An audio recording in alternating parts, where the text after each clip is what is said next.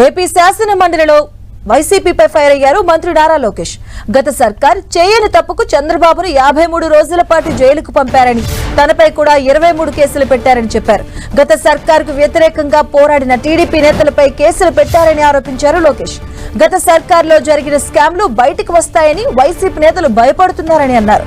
సభ నుంచి వైసీపీ సభ్యులు వాకౌట్ చేసి పారిపోవడం సరైంది కాదని, గత ప్రభుత్వంలో జరిగిన స్కామ్లపై చర్చకు రావాలని కోరుతున్నట్లు లోకేష్ చెప్పారు.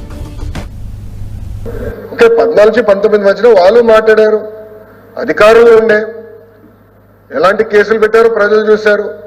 53 రోజులు చేయని తప్పుకి చంద్రబాబు నాయుడు గారిని రాజమండ్రి జైలుకి పంపించారు. అధ్యక్ష అన్నాడు, ముందల 3000 కోట్ల కుంభకోణం అన్నారు, దాని తర్వాత 300 కోట్లు అన్నారు, తర్వాత 27 కోట్లు అన్నారు. అధ్యక్ష చేయని తప్పుకి ఆయన జైలుకి పంపించారు.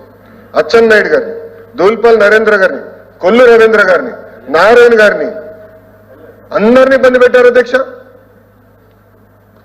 అరే రెడీ ఫర్ డిస్కషన్. ఎందుకంటే భయపడుతున్నారు అధ్యక్ష? ఎన్ని బయటకు వస్తాయనా అంటే పద్దాకు వచ్చి ఆరోపణలు చేసి బయటకు వెళ్తే ఎంతవరకు న్యాయం అధ్యక్ష?